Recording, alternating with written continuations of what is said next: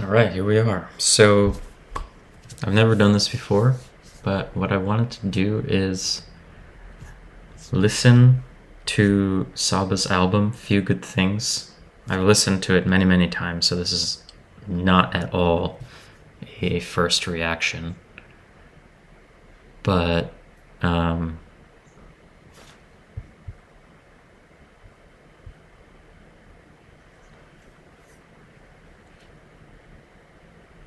this album, I've never, sat down and analyzed it, but I've always loved Saba from the first time I've heard him, which was, I think, in 2017 or 2018.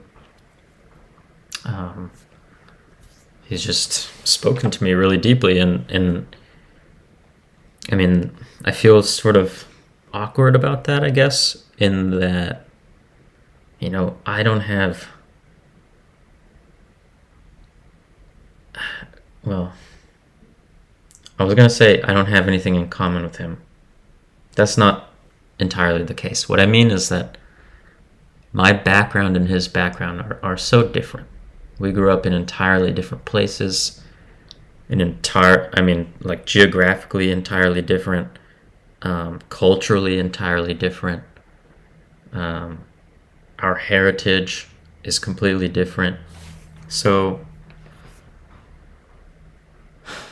in that sense, the experiences that he speaks about on this album and in general, and who he's speaking to, right, isn't really me. And yet, at the same time, part of why I love him so much or why I love his work so much, is that it does still speak to me on a really deep level. And I think that kind of highlights his talent or his genius as an artist, as a songwriter, is that while speaking about his unique experiences and circumstances, which are so different from anything I've ever been through, nonetheless, he taps into something deep and common, and arguably universal, something that at least I can relate to a lot. And so that's why I wanted to sit down and record this video and read the lyrics more closely, is because I want to think about that more. I want to think about what is it that he's saying that speaks to me so much. And I'm not going to try to analyze the lyrics in the sense of breaking down everything he's saying, breaking down every lyric and bar, and analyzing what's the meaning behind it necessarily.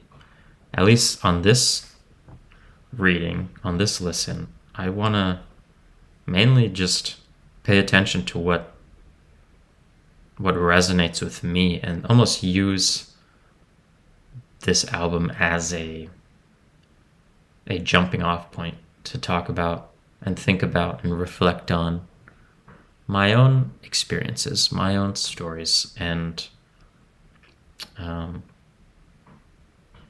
because this is an album that speaks a lot to the journey of ambition and of trying to make it, to become successful. And at this point in his life, he's become successful at a level beyond anything in his past, as far as I can tell. And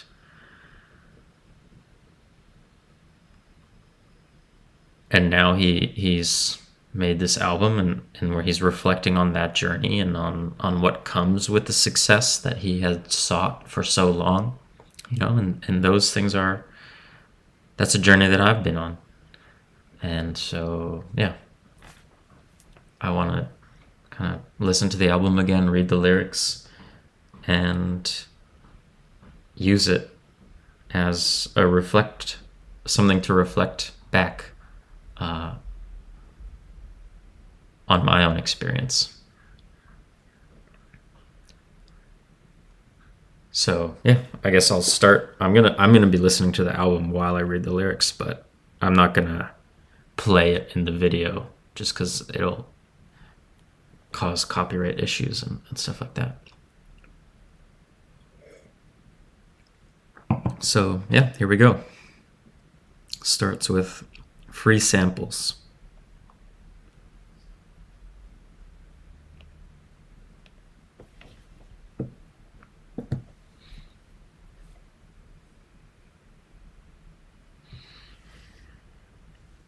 By the way,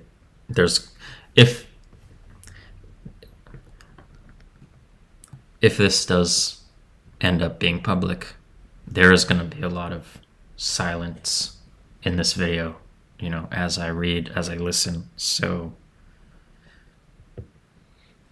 if you're not into that and you want to leave, cool. Or you can, put it on 2x speed so you can get through the silent spots.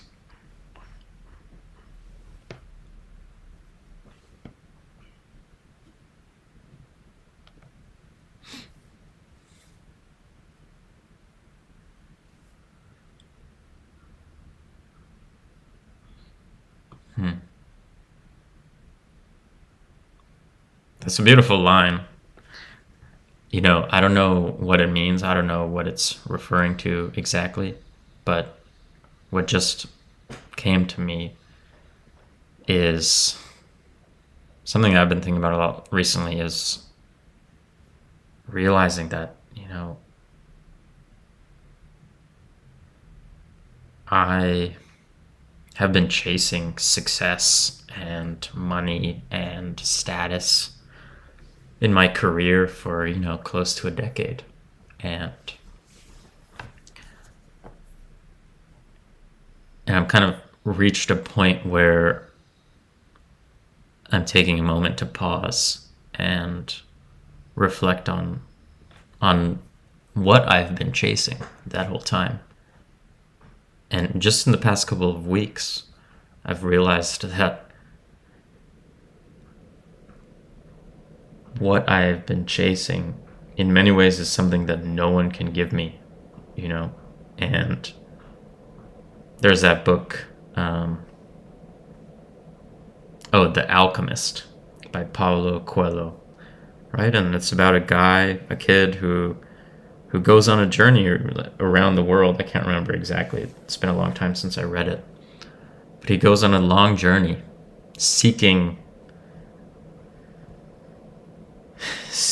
something. He's a seeker, right? And seeking wisdom, seeking love. And in the end, he realizes that what he was searching for the whole time was right where he started. It was at home. Which is what I've been realizing as well. Like these things that I've been striving for. Money is one of them, but really it's not about the money. Like a lot of it is about my own self-esteem and the way that I haven't felt confident in who I am. And so I've chased money in the hopes that money would give me that confidence and would help me esteem myself. And only recently I've realized like how it's not in the money. It's here in me. It's at home, both literally in the sense that like it's in my roots, it's in my family, in my home where I grew up, but it's also in me. Money is not going to give it to me. No one else is going to give it to me. It's in me. And so that's just like, again, I don't know, this is just my reading of this line, but I won't stop until I find a way home. It's like I'm going to keep going until I realize that home is where I am. That's kind of, I guess, it's a confusing thing to say, but like, you only stop when you realize that you already are there. You already are you. You already have the things that you need, in the sense that you have confidence, you have esteem for yourself, and that's in you, that's at home in you. And when you realize that, when you find your way to that, in some sense, you can stop. You don't need to keep chasing it because it's right there with you.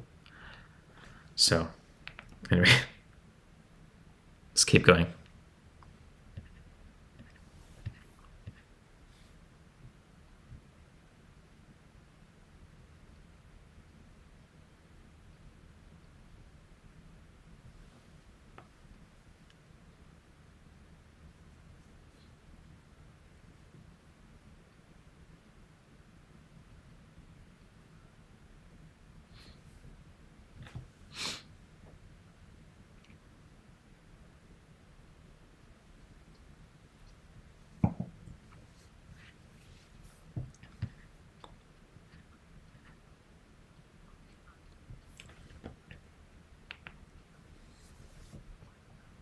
Okay, right. So, again, like I said at the beginning, I don't come from the same culture, same heritage as Saba.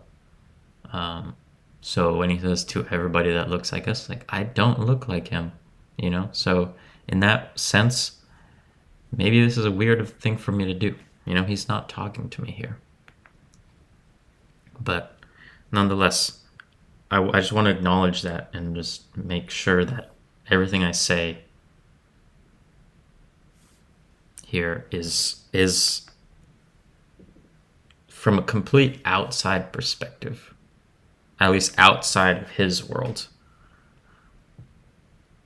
And yet, again, despite not sharing the same background and culture and all these things, I can still relate to what he said in quite a deep way, or at least that the things that he says have power for me as well.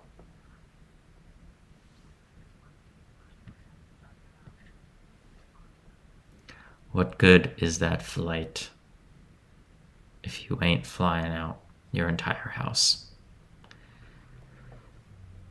Yeah, that hits hard, right? And I haven't always felt, I don't think that this line would have always resonated with me. 5 years ago, I don't think it would have resonated with me so much, except maybe theoretically, that, you know, you chase money and maybe you get it. But if you're alone and if that money isn't helping you engage with the people that you love, your community, your family, your friends, if that money doesn't allow you to bring those people with you or spend your time with those people and help them out and, you know, appreciate them, like, what's the point? Actually, a long, long time ago, maybe a decade ago or so, I realized that as much as I have always considered myself an introvert, the happiest times in my life have been those that I've shared with other people, you know. And there was a long time where I didn't realize that. There was a long time where I realized that I thought that I was very happy just on my own, you know, and I was happy being a loner. And yet I realized, like, all of the happiest moments of my life have been shared with at least one other person. And that was a pretty life-changing moment to realize that, you know. So what good is that flight if you ain't flying out your entire house, you know? You might succeed, you might be in first class, but if you're alone, so what, you know? What have you really gotten?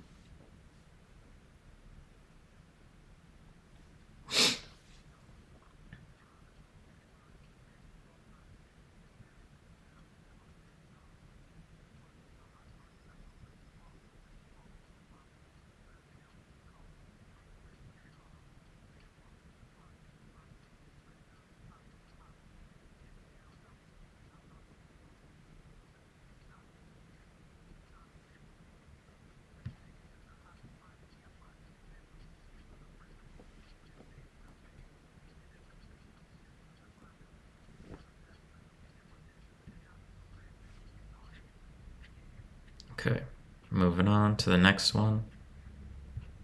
One way or every person with a budget.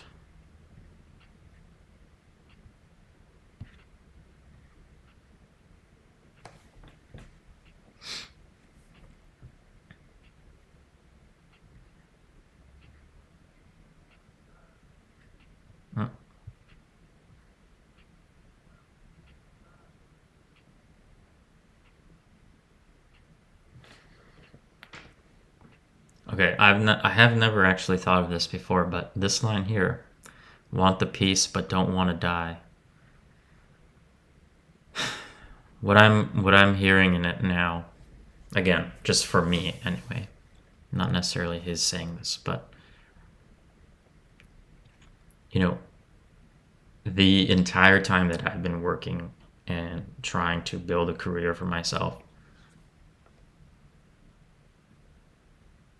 I've also been in many ways miserable, and I've been so anxious the entire time, so stressed the entire time, on edge, right? Always working so hard. And so from day one, I knew like what I really want is a sense of inner peace. I want to be able to relax. But on the flip side, what makes it hard to relax is that I don't want to die. And for me, it means something entirely different than what Saba might be meaning here, because he is from the west side of Chicago. It's like he talks about it in so much of his music. It is dangerous there. People die all the time. His cousin has been killed. A member of his group, Pivot Gang, was killed.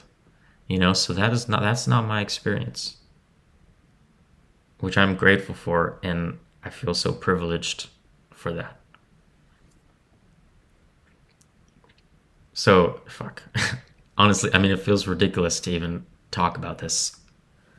But yeah, like, as much as I've always wanted to rest, I also feel as if I can't, because I don't want to die. It feels like if you rest, you'll die.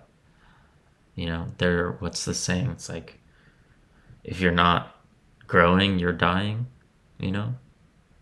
But that space in which you're striving and working super hard, like that doesn't feel like peace, you know?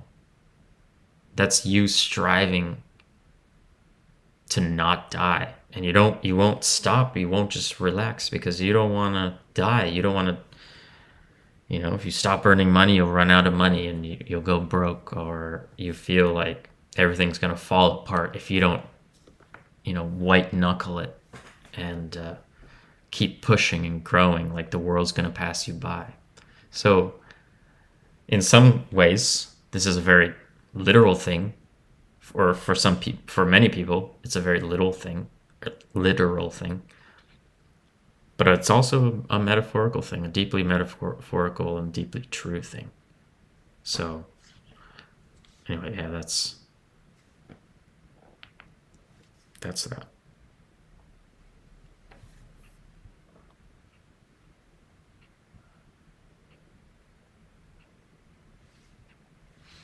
There's a million ways to get by, never one way. That also speaks to me now more than ever. That for a long time, over the past decade, I felt like there was only one path, and I was very rigid about that. I thought there was only one thing I could do, only one way to be successful. And now I realize, that's not the case. That I could do a lot of things.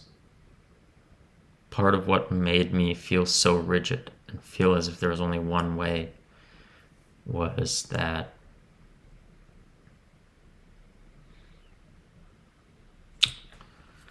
how do I say this?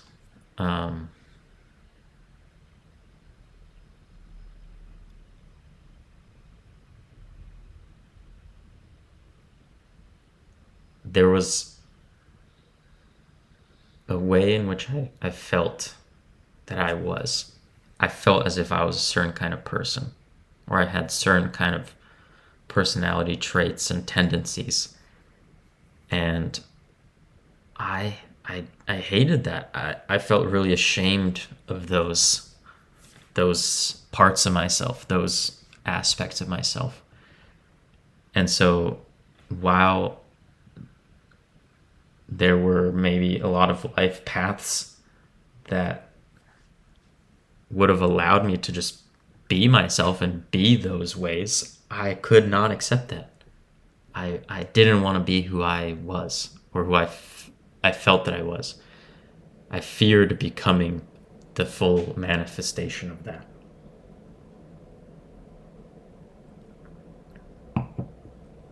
Um, and so I basically ran from that, and I felt like there was only one path, and that path was directly away from who I felt that I was, because I was so ashamed of who I was.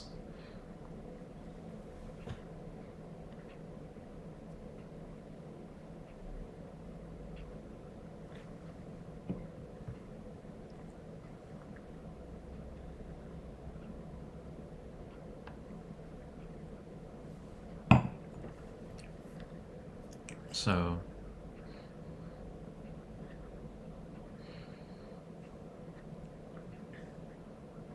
just talking about having money, feeling ambitious.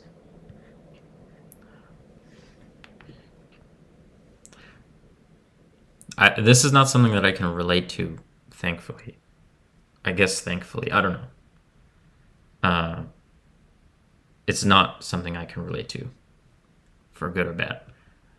But it stands out to me. This side, every person with a budget taking care at least 10 buddies, right? So, people who have the money, people who manage their money well and kind of take care of their shit, they end up also taking care of other people. Sometimes that's a good thing, but it can also be a huge burden. I don't know what he's saying here necessarily.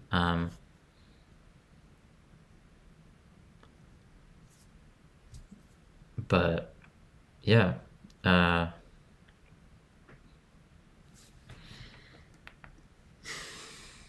I feel lucky that I haven't had to be that person where my success is what allows other people to survive. That I'm responsible for bringing other people up with me. I feel lucky not to have had that on me in my early adult life. But I know so many people do.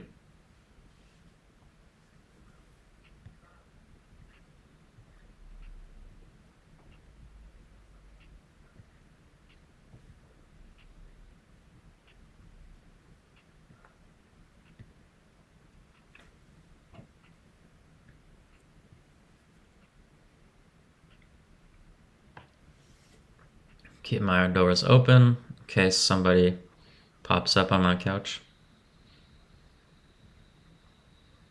That's cool though. It's just like being willing to support other people. It can also be a really wonderful thing.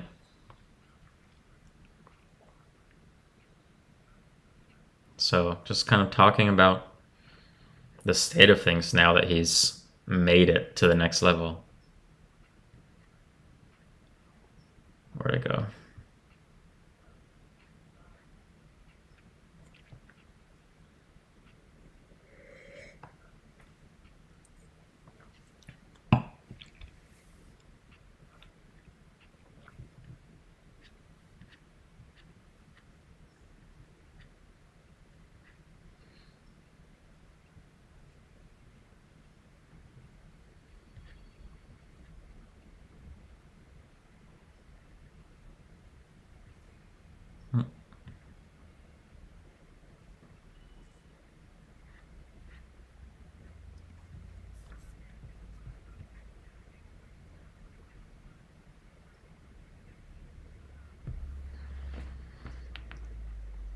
Okay, so this here is something that I can't relate to. And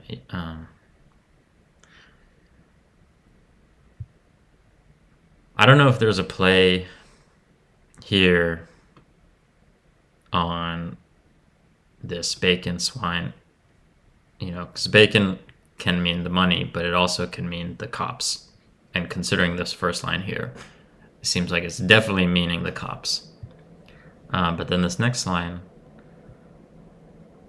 you know, I guess I don't need to speak on the cops. That's fairly evident.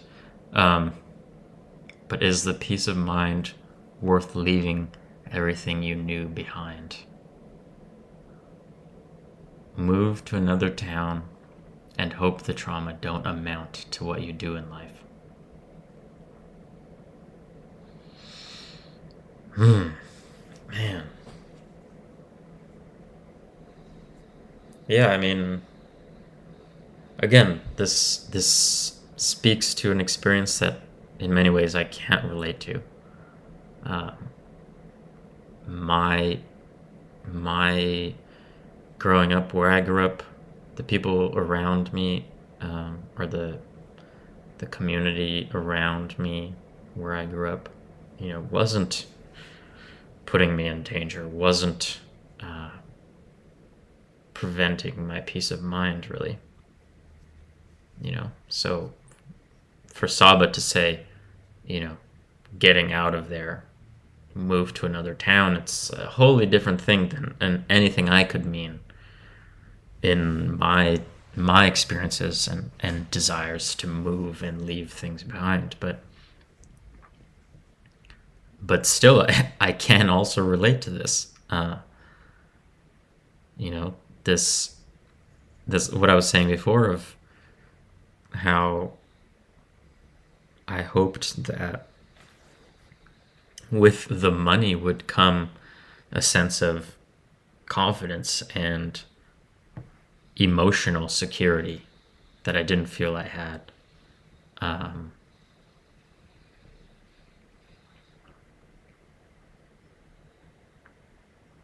But how much did I leave behind in that process? In chasing the money. And here's where it gets not literal, but like, what did I leave behind? I in many ways rejected my past. I rejected the people who raised me and how they view the world. And like now I can look back and be like, wow, I feel really sorry for doing that.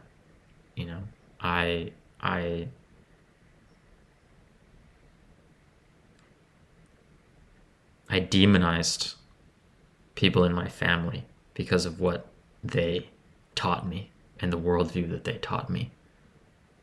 Because I felt that worldview was detrimental to my ability to be successful. And yet those same people are the same people who have had my back every step of the way, who have loved me every single day, no matter what. And I left that behind for the sake of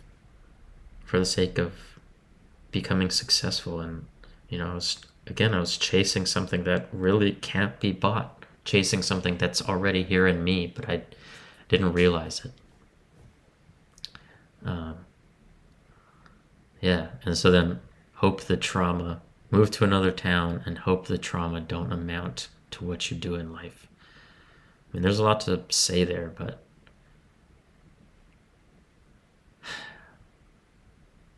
trauma for me is, again, a totally different story than for somebody like Saba.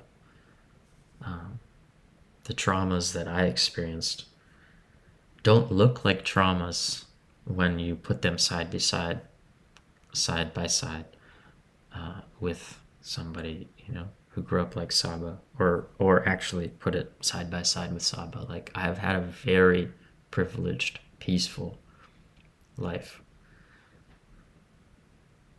But again, trauma isn't in the experience. Trauma's entirely subjective. So I don't want to uh, make light of the traumas that Saba went through. Like, they're immense. But we all have our own traumas, and they all shape us. And my traumas, you know, which are, again, more subtle,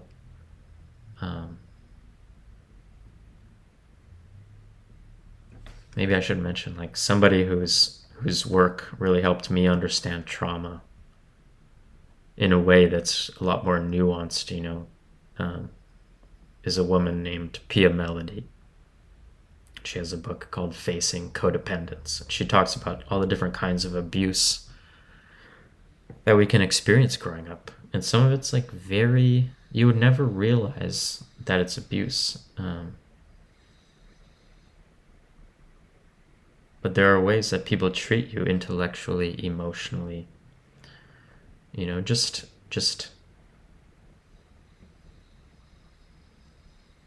not respecting you on a whole variety of levels, making you feel worthless or incapable or broken in all these different ways. That can be extremely impactful, even if there's no, physical violence going on, no outright anger necessarily. Nonetheless, you can suffer abuse, and those abuses can shape you in a very deep way. And for me, that contributed to my sense of not having those things that, like I said, I was chasing. They were what I then felt like I could only get by getting money. So my entire adult life has been shaped by those traumas. And we can only hope that what we amount to in life isn't shaped by our trauma, but it often is. And certainly my life so far has very much been a product of my own traumas.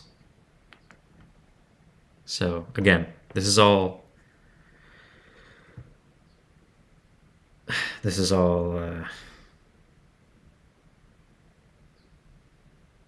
much more low-key trauma than anything that Saba has been through. So I don't want to pretend that I have it worse or as bad as him. And you know what? Just in a general way, I think this is part of why I find people like Saba and others extremely, extremely inspirational, because they have gone through shit that I haven't gone through, like intensity in their lives that I have never experienced, and yet they have done incredible things. And not everybody, but Saba is one example of somebody who is like working through that stuff and reflecting on that stuff and growing through it, So it's like, wow, that gives me a lot of hope and inspiration to be like, wow, someone who went through so much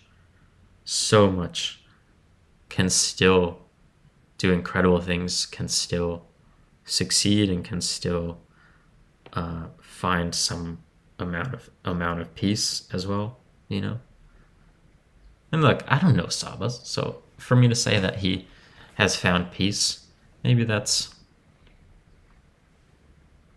naive, but to the extent that it shows in his music, he seems to have found a certain amount of peace.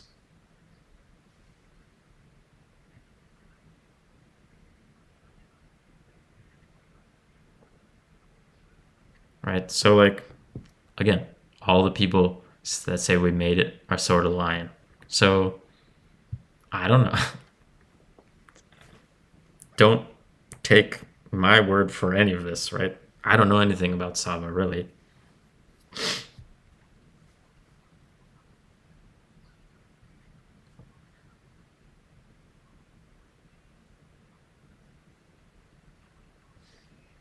See, like something like this. He mentioned it before about having 10 friends, uh, supporting 10 friends or whatever it was. I'm the one that paid my sister's tuition. I think that Saba is younger than me, and yet he paid for his sister's tuition. That's incredible. I mean, on one hand, that's an incredibly intense burden to have on you as a young person. And at the same time, the fact that he was able to do it isn't incredible. I've never been close to being able to do such a thing. So it's, yeah, like I said, inspirational and also a spot to have a lot of empathy. Because, wow, like, to need to have to do that, I don't wish that on anybody. But if at the same time, it's a wonderful gift to be able to give to somebody, to be able to pay their tuition. So it's a sort of double-edged sword.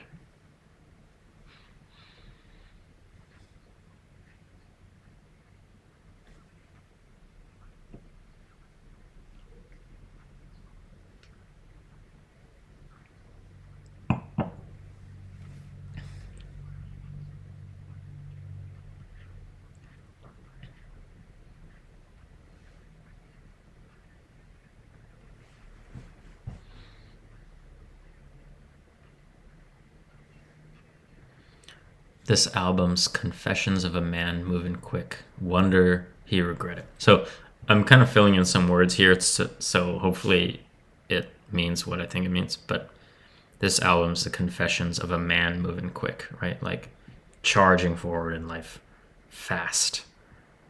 And this bit, I'm sort of reading it as, I wonder if he regrets it. Right? Moving fast in life, pushing forward, charging ahead, like not really stopping to think because you can't, you don't have the leisure to do that. But at the same time, wonder if he regrets it, like earlier in the song, moving to a new town. What do you leave behind? Like, I wonder if you regret it. In some ways, I regret it.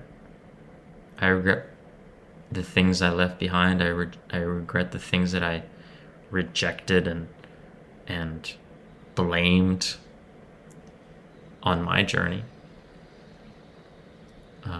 as I was trying to move fast to success.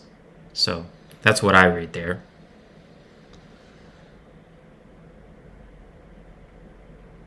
And then again, I guess this line could also be part of this, right? I wonder if you regret it once I make a band and get rich. Like, you're moving fast towards success, but I wonder if he'll regret it once, or I wonder if I regret it once I make.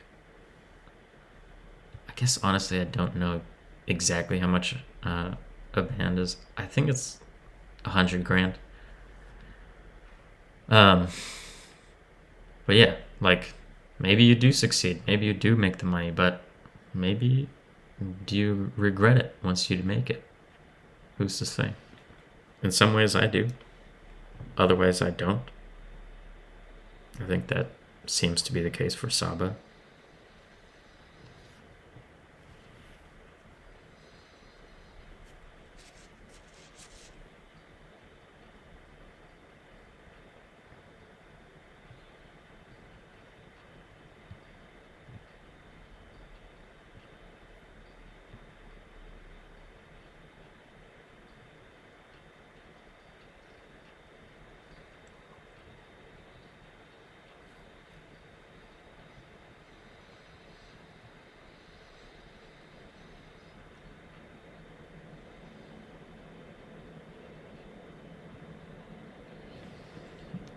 Yeah.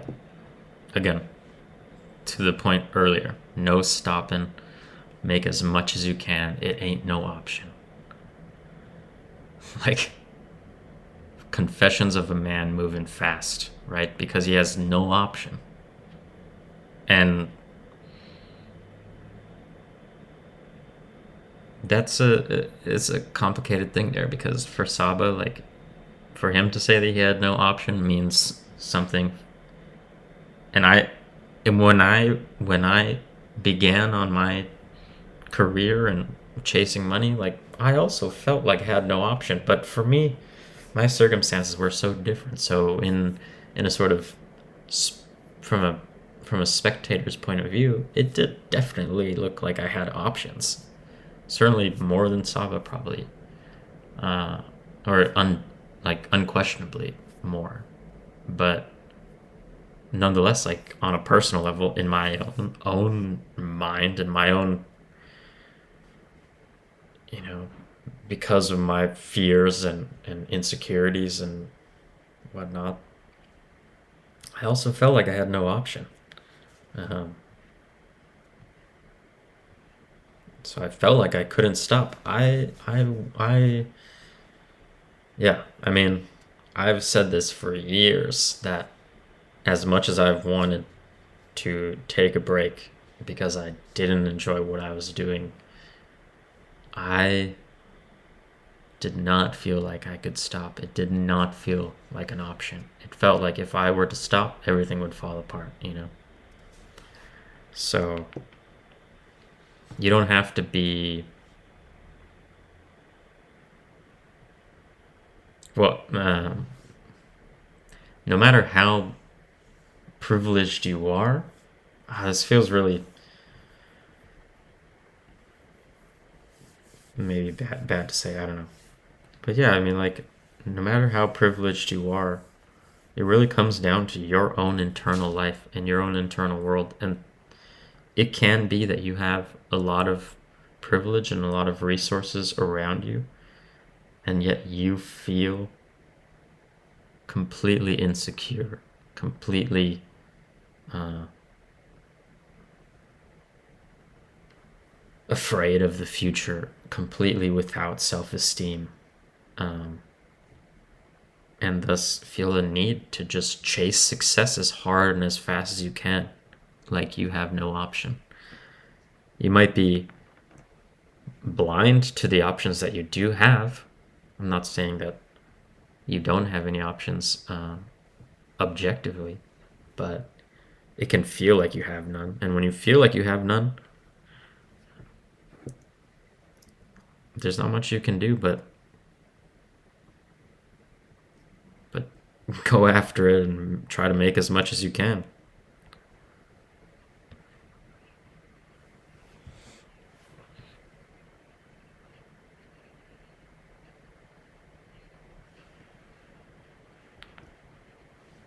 Again, so he's talking about survivor's guilt. Like, he has friends and family who have died. I don't. Thankfully. Um, but I still relate to this. I feel like I have no choice but to go harder. You know, planning ahead, just constantly obsessed with succeeding because you feel like you can't stay where you are. Um, that where you come from is not an okay place to be. You know, uh, we're facing the pressure of family that we watched suffer, and I gotta lift them up out of the gutter. Like, my family situation is very different from Saba's family situation, and yet I still felt this. Like, this line still hits me. You know, there are ways in which I've seen my family suffer as well, and I have strained very hard to succeed to a level that I can sort of mitigate that suffering. You know, I also uh, plotted, made plans, made goals about making money so that I could take care of my family, you know, so that my parents could be safe and taken care of.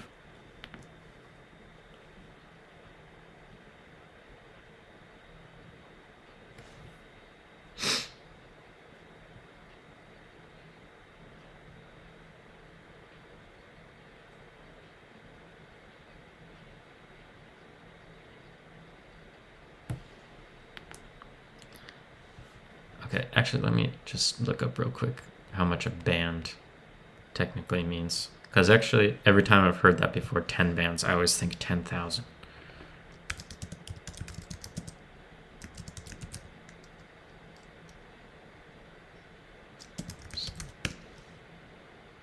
A 1,000, okay. So earlier in the previous chorus, it was just 1,000, right? Feeling like if you made 1,000, you'll be rich. And there have been times in my life where it's like I had $1,000 and I was like, holy crap, I'm so set. And then, yeah, other times when like I was just beginning and I was making goals and I was like, man, if I make, a certain amount in a year, I'll be like doing so well. But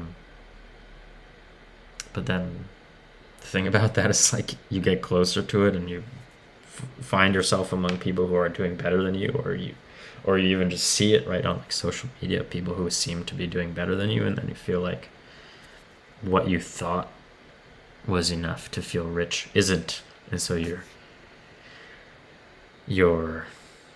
the number that you need to hit grows. So that benchmark where you feel like you can be okay goes further into the distance, farther away from you. And unless you somehow, for whatever reason, have that ability to like recognize that you're in that cycle of just chasing a benchmark that you can never reach. And if you can realize like, actually I have reached a level where I'm okay. If you never realize that, you'll just keep chasing.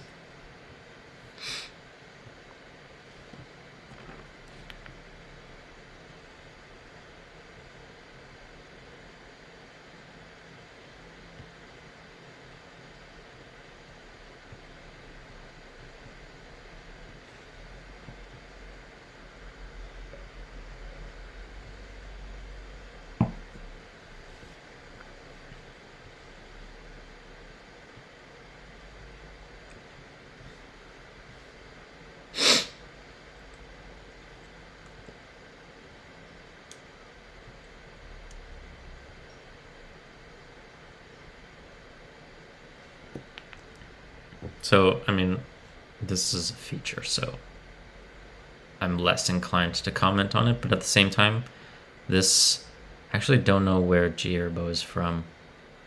Maybe he is from Chicago. Let me see.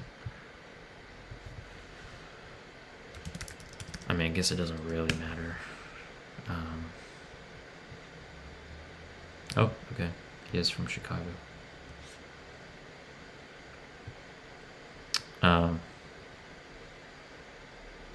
So, yeah, just like speaking to where he came from, right? Like, used to be broke with my partners on pills, like drugs, drug addiction, 40 shots, ran through the block, like gunshots.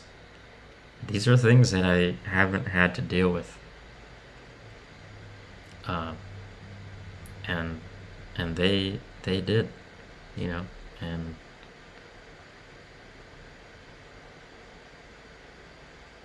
so I don't know, part of what this music too, it just makes me appreciative of the privilege that I have, like without hearing these guys' voices, without being able to hear their stories, or by hearing their stories, it allows me to realize like the privilege that I do have and appreciate what I have. And I'm thankful for that.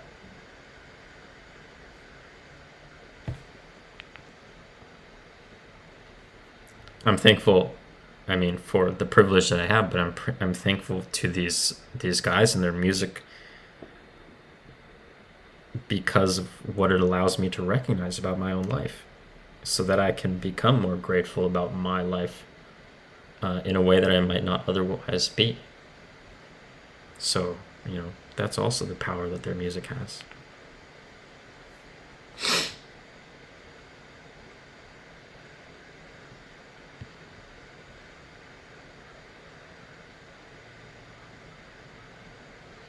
I don't know what that line means. Me and my old self, we swap in careers, but I like it.